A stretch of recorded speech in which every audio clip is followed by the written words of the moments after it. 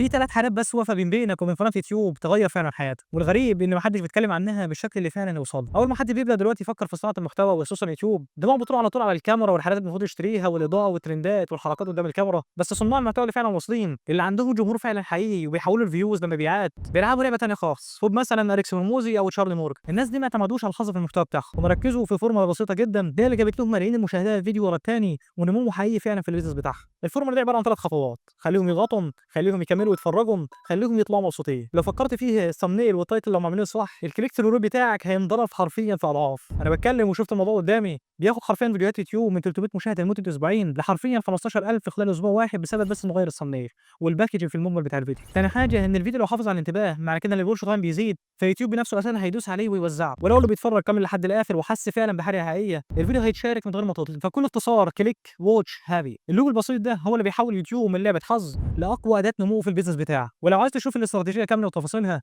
اكتب كلمة يوتيوب في الcomment وهابعت لك كل حاجة.